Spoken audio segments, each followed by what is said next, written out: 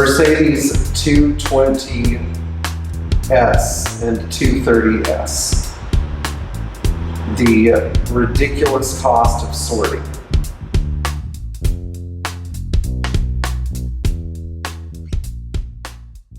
There are a lot of people out there who think that they're just going to buy an old Fintail Mercedes sedan and put it together and have a cheap old car to bomb around it. And for the most part, you can actually do that. But we're going to talk a little bit about what the cost of making one of these things 100% right is without the, without taking the whole car apart and restoring it and redoing the interior. We're just focusing on mechanicals. So the car we started with was this gray 1965 230S, and it's an incredibly solid, tight, rust-free car. It was assembled new in Portugal. It's exactly the kind of car that I would want to start with. When we got this car into our shop, it was smoking a lot, and oil consumption was somewhat higher than the owner would have liked for it to be. So the first thing we decided to do was pull the motor out and then send it off to Metric Motors for whatever repairs it needed. Now, Metric Motors is a really great outfit. They specialize in classic Mercedes engines. And when Metric went through it, they determined that the cylinder liners needed to be bored to the second oversize. And of course, items like valves, valve guides, rocker arms, timing chain, timing gears, oil pump, all the basic stuff that a worn out engine will need replaced was in the worst shape it could possibly be in without actually breaking. So we had to have the engine totally rebuilt. A total engine rebuild in one of these cars is a $9,000 job, especially if you factor in shipping. Next, what you're going to find is that the transmission should also be looked at. And we were having some transmission issues because there were some clutch issues which sort of went hand in hand. So we decided to take the transmission out, disassemble it, replace the synchros, replace the bearings inside, and replace the gasket set, and of course, replace the clutch disc, the clutch hydraulics, and all of the mounting equipment for the drive shaft. Now, when the engine and transmission were out, we examined the front subframe, and this is something that you should be doing too on any one of these old swing axle Mercedes. And we found that the subframe mounts and all the other rubber parts were not in the best shape. In fact, the subframe was detached from the car's body, which is what we expected. So we decided to pull the subframe out and replace all of the subframe mounts. All of the rubber in there got renewed, and we made sure that all of the greased fittings were circulating grease and did not have excessive wear. So far that's three things: the engine, the transmission, and the front suspension.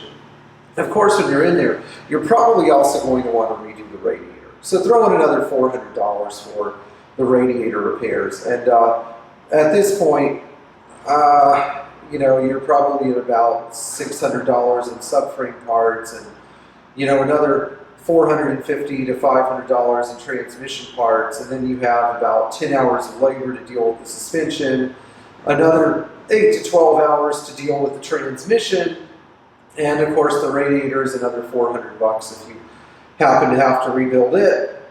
You're going to need things like a water pump, and how do you get those engines to run right? Well, you've got to rebuild the carburetors. Now, a carburetor rebuild done right by my friend Omar Rodriguez at Just Carburetors is about a $1,200 job. And this is for two Zenith 3540 INATs. Now, the Zenith 3540 INAT is a wonderful carburetor. The way that these things work and run is far better, even in some ways, than a fuel-injected Mercedes engine from the same era. In the sense they're smoother, and the fuel economy isn't great, but $1,200 later, you have this car that runs like new. There's no point in rebuilding the engine if you're not going to go through and do the carburetor work as well. Now, we also had some issues with the exhaust system. On most of these cars, the exhaust is either going to be a rusty original or a system that was cobbled together out of parts over the years. We contacted Time Valve Exhaust, and lickety-split Michael York built us a stainless steel system, which we bolted into the car for the astonishingly inexpensive price of $850. So, It could be cheaper, but that's what a good stainless system with a lifetime warranty costs. Now the ignition system is another story.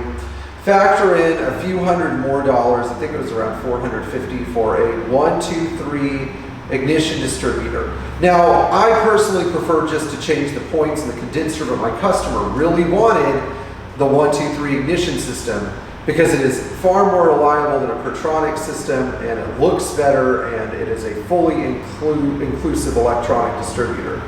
So when you added that stuff and new spark plug cables and a new ignition coil, you've got a few hundred more dollars there. Now, after everything is said and done, there's some other things you're going to want to look at too, like the brakes and the steering. So we ended up replacing the front brake calipers, rotors, and wheel bearings.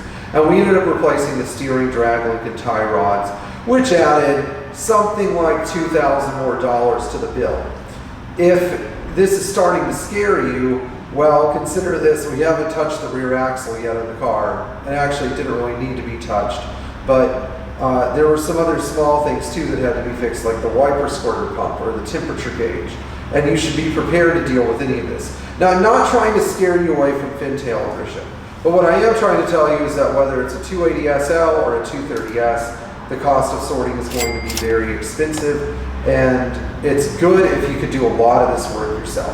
In fact, if you do have an older fin-tail and you are handy, you should be working in the car, because they're not that complicated to work on. Yes, they are time consuming, but they are not complicated. Now, if any of you want to send me any awful comments about telling the truth about what these things cost to sort out, please include them below. I want to read them. And if you haven't liked and subscribed yet, please do so.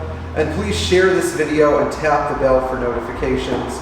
And also, if you want to see what another really great example of a not so inexpensive Mercedes to sort out is, watch our 300 add-an-hour video. I guarantee you'll like it, and keep driving your Mercedes Benz.